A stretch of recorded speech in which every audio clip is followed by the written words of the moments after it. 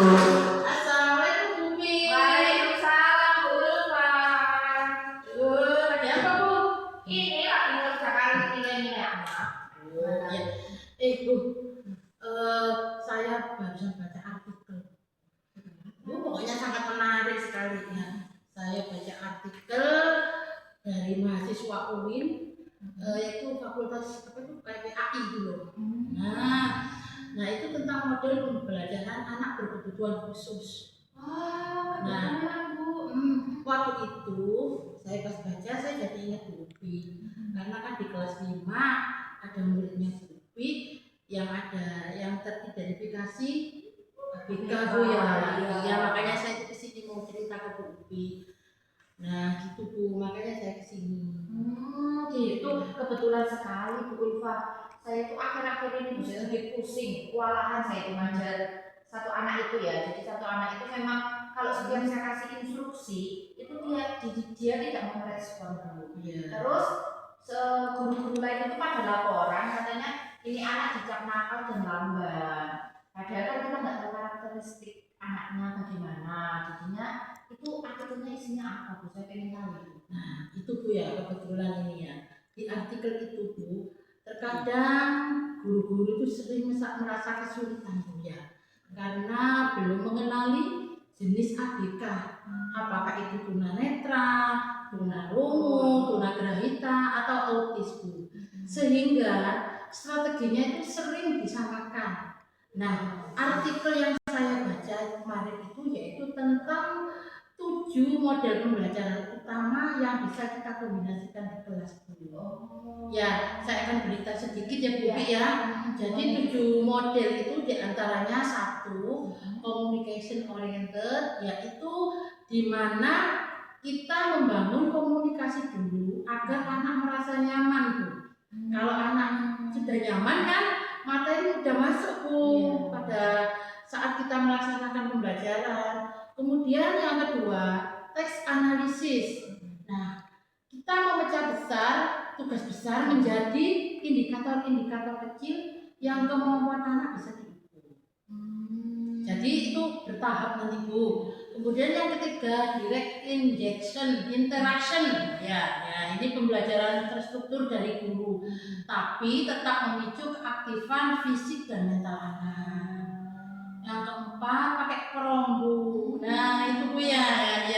Prom ini memberikan bantuan ekstra kepada anak-anak Bu, bisa berupa verbal, kemudian general, fisikal ya. Itu kemudian yang kelima modeling. Nah ini kita bisa mempraktekkan langsung contoh tugasnya agar anak bisa meniru, terutama jika perintah lisan gagal. Jadi kita memberikan tugas pada anak-anak Bu ya. Silakan anak-anak tolong ini bikin anak.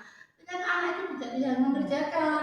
Nah kita bisa memakai modeling ini Bu. Model yang contoh dulu.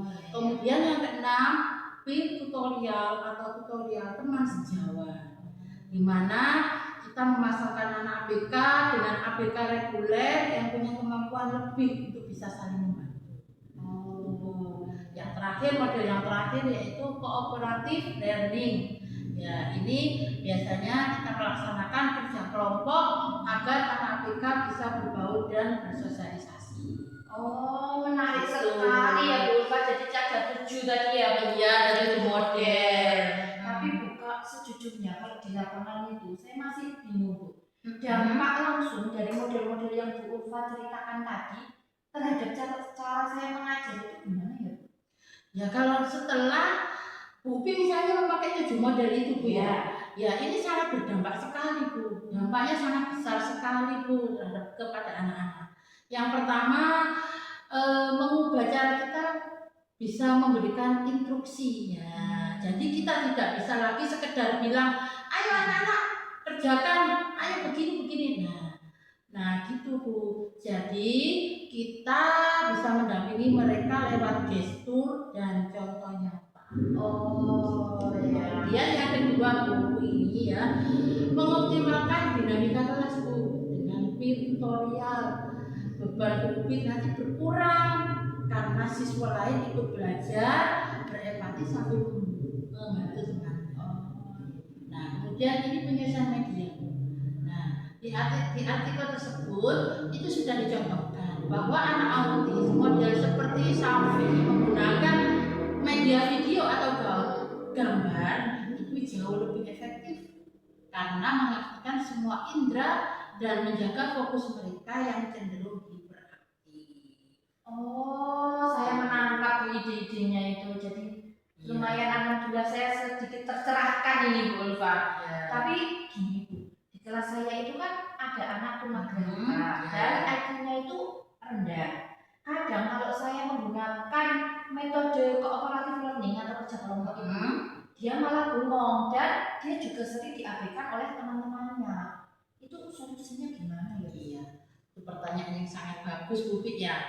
Ya, di bagian pembahasan itu berdasarkan wawancara dengan praktisi di SLB Melatih Asia itu bahwasanya anak tunagrahita memang kurang cocok Bu jika langsung dilepas dengan peer tutorial. Kalau apapun itu pun kalau tanpa pengawasan Bu. Jadi karakteristik mereka itu membutuhkan banyak pengulangan dan pendekatan individual.